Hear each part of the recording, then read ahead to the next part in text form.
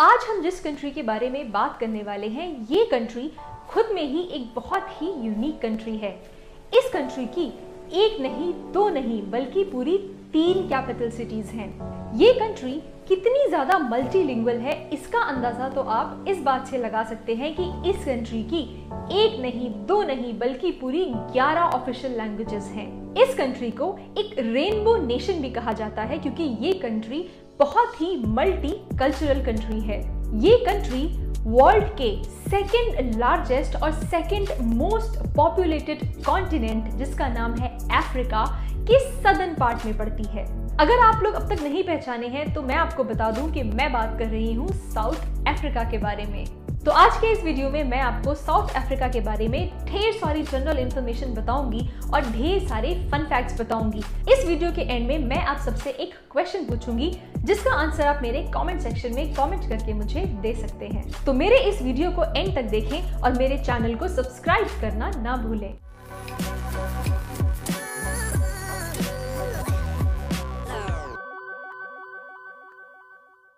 Hi guys, welcome to my channel Speak Atlas. मैं हूं अनुप्रिया। आज मैं आपको बताने वाली हूं साउथ अफ्रीका के बारे में। तो चलिए आगे बढ़ते हैं और जानते हैं साउथ अफ्रीका को। पॉइंट नंबर 1 पर हम बात करेंगे साउथ अफ्रीका की ज्योग्राफी की। साउथ अफ्रीका, जिसे रिपब्लिक ऑफ साउथ अफ्रीका भी कहते हैं, एक सदर्न अफ्रीकन कंट्री है।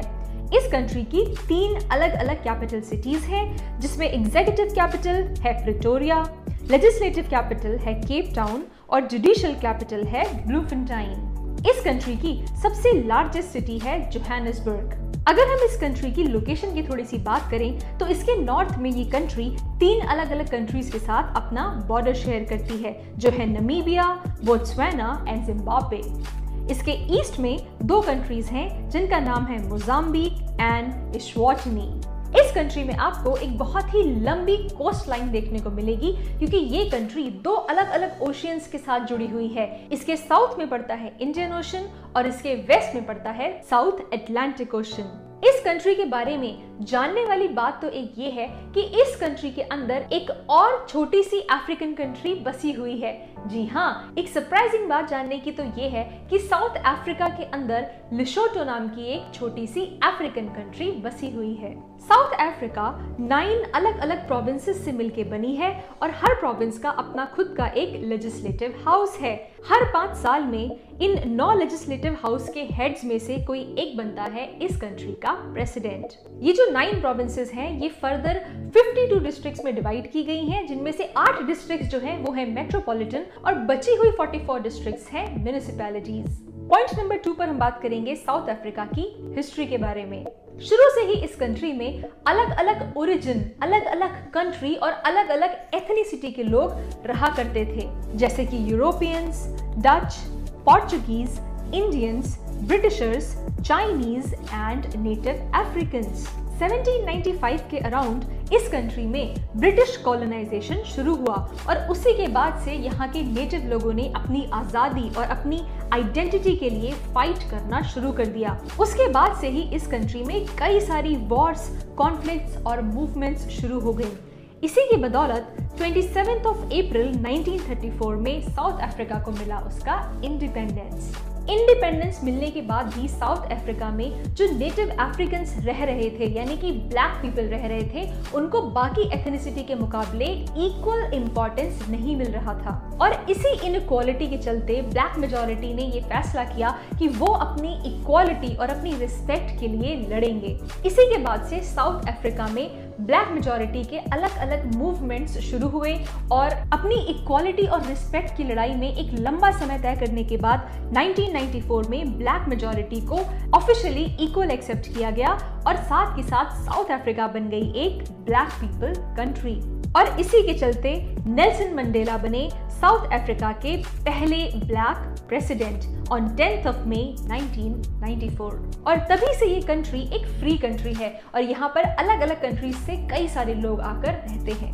पॉइंट नंबर 3 पर हम बात करेंगे साउथ अफ्रीका के टोटल एरिया के बारे में। साउथ अफ्रीका का टोटल एरिया 12,21,037 किलोमीटर स्क्वायर है, जो वर्ल्ड रैंकिंग में 24th रैंक पर आता है। इस टोटल एरिया में सिर्फ 0.4% है वाटर और बचा हुआ 99.6% है लैंड। साउथ अफ्रीका के टोटल एरिया से रिलेटेड एक फन फैक्ट जो मैं आप सबसे शेयर करना चाहूंगी वो ये है कि जो साउथ अफ्रीका कंट्री है, इस कंट्री का टोटल एरिया बिल्कुल बराबर है कोलंबिया कंट्री के।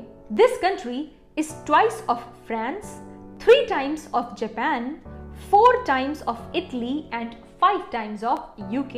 आप सबने कालाहारी डेजर्ट का नाम तो सुना ही होगा। कालाहारी डेजर्ट एक बहुत ही फेमस डेजर्ट है जो वर्ल्ड के टॉप 10 डेजर्ट के लिस्ट में 8th रैंक पर आता है। इस डेजर्ट का थोड़ा सा हिस्सा आपको साउथ अफ्रीका में भी देखने को मिलेगा। पॉइंट नंबर 4 पर हम बात करेंगे साउथ अफ्रीका की करेंसी के बारे में। साउथ अफ्रीका में जो करेंसी यूज होती है उसे हम कहते हैं साउथ अफ्रीकन रैंड्स, और ये जो रैंड्स होते हैं ये 100 सेंट्स में डिवाइड किए गए हैं। वैसे तो साउथ अफ्रीका एक डेवलपिंग कंट्री है, लेकिन वर्ल्ड बैंक ने इस कंट्री को क्लासिफाई किया है as a newly industrialized country. इस कंट्री की इकोनॉमी पूरे अफ्रीकन कॉन्टिनेंट में सेकंड लार्जेस्ट मानी जाती है और वर्ल्ड में इसकी रैंकिंग है 32 नंबर पे। इतनी अच्छी इकोनॉमी होने के बाद भी इस कंट्री में क्राइम, अनएम्प्लॉयमेंट, पॉवर्टी और इनइक्वालिटी आज भी बहुत मेजर इश्यूज माने जाते हैं। लेकिन साउथ अफ्रीका का सबसे बड़ा और सबसे सीवियर इशू है क्लाइमेट चेंज। जी हाँ, क्योंकि इस कंट्री में बहुत सारी कोल इंडस्ट्रीज हैं, इसीलिए ये कंट्री बहुत ज्यादा अमाउंट में ग्रीन हाउस गैसेस को एमिट करती है और 2018 के एक रिपोर्ट के हिसाब से वर्ल्ड में इस कंट्री का नाम 14th रैंक पे आता है जब बात ग्रीन हाउस एमिशन की होती है। ये एक बहुत बड़ा फैक्टर है जिसकी वजह से इस कंट्री में बहुत ही तेजी से क्लाइमेट चेंजेस देखने को मिल रहे हैं। पॉइंट नंबर 5 पर हम बात करेंगे साउथ अफ्रीका के स्पोर्ट्स के बारे में। साउथ अफ्रीका के 3 सबसे फेमस स्पोर्ट्स में आते हैं फुटबॉल, जिसे यहाँ पर सॉकर कहा जाता है, रग्बी एंड क्रिकेट। इसके अलावा यहाँ के लोग swimming, athletics, golf, boxing, surfing, tennis, ring ball, net ball, basketball and skateboarding करना भी पसंद करते हैं। साउथ अफ्रीका ने कई सारी बड़ी बड़ी वर्ल्ड चैंपियनशिप्स को होस्ट किया है, जैसे कि 2010 का फीफा वर्ल्ड कप, 1995 का रग्बी वर्ल्ड कप, 2003 का क्रिकेट वर्ल्ड कप एंड 2007 का वर्ल्ड T20 चैंपियनशिप। और ना सिर्फ इतना, बल्कि 1995 में साउथ अफ्रीका ने रग्बी वर्ल्ड कप जीता भी था।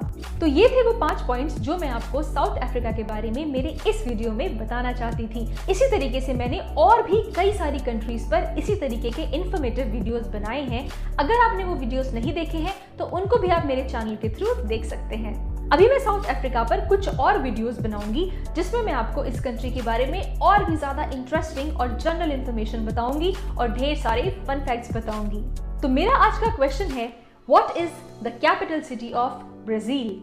ब्राजील जो कंट्री है उसकी कैपिटल सिटी कौन सी है? अगर आपने ब्राजील के ऊपर मेरे वीडियोस देखे हैं तो इस क्वेश्चन का आंसर आपको जरूर पता होगा। अगर आपने वो वीडियोस नहीं देखे हैं तो जल्दी से जाइए और उन वीडियोस को देखिए और इस क्वेश्चन का आंसर मेरे कमेंट सेक्शन में कमेंट कर कर मुझे दीजिए। तो अगर आपको मेरा आज का वीडियो अच्छा लगा तो फटाफट से इसको लाइक करें, इसको औरों के साथ शेयर करें ताकि मेरे और आपके साथ साथ उन लोगों की भी जनरल नॉलेज अलग अलग कंट्रीज के बारे में बढ़े। मेरे चैनल को सब्सक्राइब करना मत भूलिएगा। तब तक के लिए thank you so much and have a good day.